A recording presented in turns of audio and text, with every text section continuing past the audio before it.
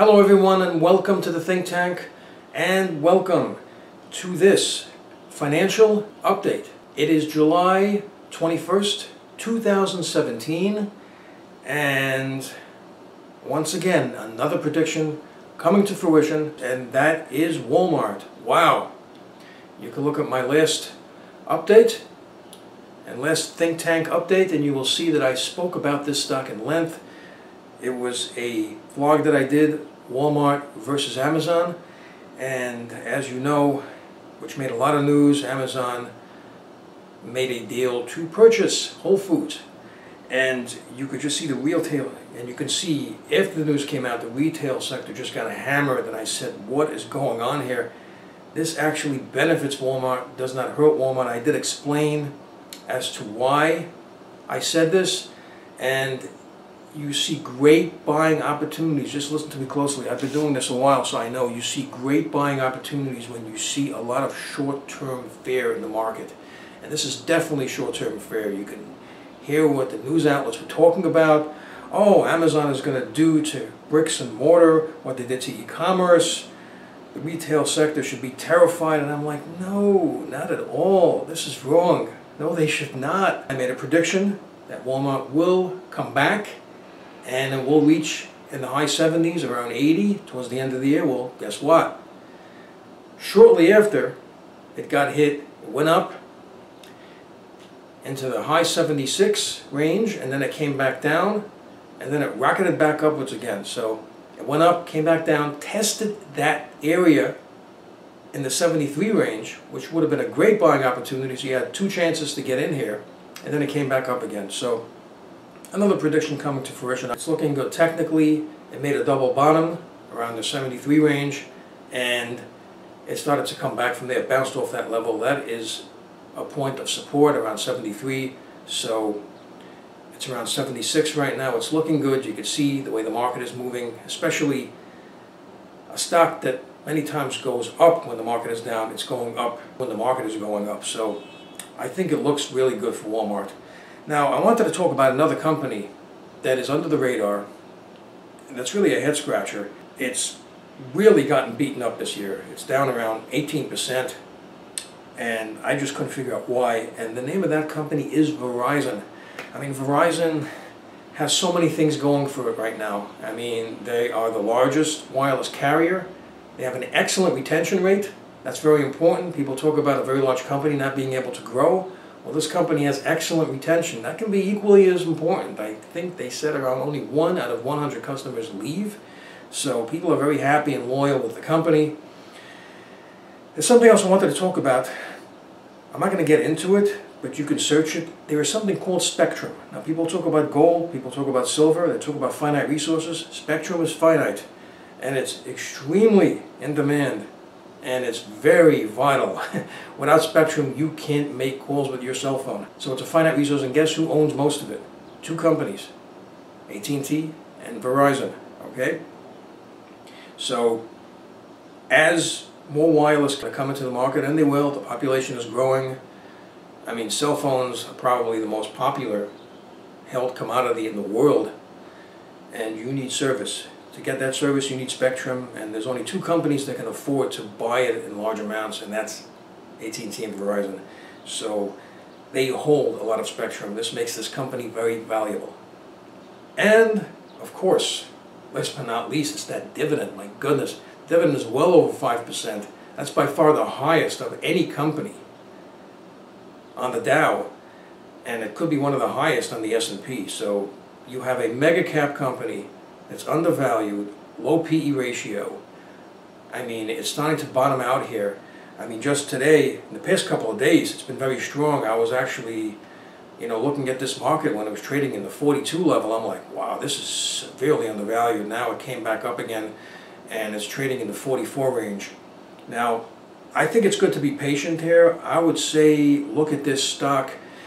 Wait for it to make some sort of a pullback, try to test its lows around 43 range, and I would say it would be a buy right there. And if it goes down a little bit more, I mean, you got a massive dividend.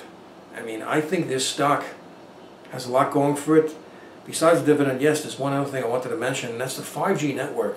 And there's going to be only 2 companies that are going to really be involved in that rollout when it happens. As it comes closer, it's going to be probably years from now, but as it comes closer, Verizon is going to benefit handsomely from that rollout. There's going to be a lot more subscribers and customers trying to take advantage of that, and they have a very big network, so they're going to be a beneficiary of that when it does come out. So that's another thing going for them. They're making some good acquisitions too. They're trying to get into media. They bought Yahoo and AOL, so I think that's a good fit for them. I heard they got a good deal on those companies, and I think they could integrate their telecom services and their cable services with media. I think those 2 industries coincide with each other, so it's going to help them continue to grow, especially a company that's so big that lacks the type of growth that a smaller company has. So I just think they're well-rounded. They have a lot going for them, and I think this company is just heavily undervalued. I don't understand why all the bad news is happening here. Maybe the telecom industry is just not doing that well, but this stock, for it to go down that much, the way the market has been going up, I know the hottest sectors right now are sectors like banking and tech, but you know, you could really say some of what Verizon does is tech. I mean, it's not particularly a tech stock, but it's involved in technology. I mean, I think it should be doing better. I think it's very undervalued. There's one thing that bothers me with Verizon. They do have more debt than I would like to see. That is a problem. However, when you have such a strong positive cash flow, you can pay off that debt. So as long as they don't continue to accumulate too much debt, I think the dividend should be safe and the stock can rebound. I also wanted to talk a little bit about cryptocurrencies. I did a vlog a while ago about this. I think that cryptocurrencies are something that people should look at, because I am still looking more and more into it. I see the benefits, I see the pros, I see the cons, and what's really interesting about it is that, you know, if you talk to old school hard money people, people that are bullish on gold and silver, they really don't understand it. They're like, you know, where is it? I can't touch it. You know, does it have any properties that can be used so that it'll have benefit to the public, or you could use it as industry? Is it a commodity? It's not, and that's the whole point of it. The point of it is that you're not investing in a commodity, you're investing in a network. You see, if you look at cryptocurrencies, there's websites, there's forums behind them, and you can see developers and people talking about it. They're passionate about it. They're investing in it. Keep in mind, cryptocurrencies are not fiat currency. Fiat currency doesn't need anything for it to be created. Cryptocurrencies need massive, expensive machinery. They require a massive investment. Machinery, okay? We're talking about rigs that can cost $10,000, $20,000 to mine it. So you need a lot of resources to create it and to transact it. So never confuse it with fiat currency. It's not at all. It actually requires a lot of resources. There are some cryptocurrencies that are more appealing than others. However, I like Bitcoin. What's very appealing about it is the fact that it's finite. I don't like a cryptocurrency that's infinite, because they can make a lot of them, even though it takes a lot of resources to make them. A lot of them can be made. If you are an expert in cryptocurrencies, you should do a lot of research in economics, because economics will teach you that if you have too much of one good chasing not enough of another good, you're going to have an inflation of the good that's chasing the other good, of the resources that are needed to create the good that you're trying to transact for another good that needs more resources. Then you're going to have something called inflation. It's that simple, right? X amount of dollars chasing not enough goods, you're going to have inflation. So it's similar with cryptocurrencies. Keep in mind, it depends. Like a car, it requires a massive amount of resources to create a car. You need plant equipment, you need technology, you need skilled workers.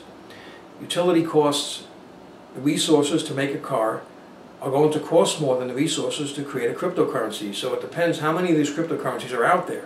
So you got to keep that in mind. And that's what I like about Bitcoin, the fact that it's finite. I find that appealing. However, there's some problems now. The problem is this fork. It's coming up on August 1st. Just, look it up if you don't know what it's about. They're having a lot of problems with Bitcoin right now. It's transacting Bitcoin. It's becoming very slow and it's becoming expensive. Of all that's going into it, the resources going into it, and the fact that it has to be transacted and mined, there's a lot of costs involved. And being the fact that there's costs involved, when you transact it to do small transactions, it can be very expensive and also takes a lot of time. Now let's say they're working on it. Well, who's working on it, right? It's decentralized. Who's in charge? Is it a collaborative effort? How is that going to work out? There's no boss. Decentralized. Again, that's what's appealing about it, the fact that it's decentralized. But because it's decentralized, the question is, how will it work in an environment of decentralization where you can have collaboration to fix these issues, and can they be fixed? So it's something really interesting to look at. Bitcoin has a real challenge. They've had challenges in the past, so it's going to be interesting to see what happens. But again, like all predictions, this is not a recommendation to buy anything. Always do your due diligence, do your research. So thank you very much for watching. This was a monthly financial recap. For more predictions and for what's coming up next, make sure to subscribe. Please like up this video. Feel free to leave comments, and thank you for tuning in.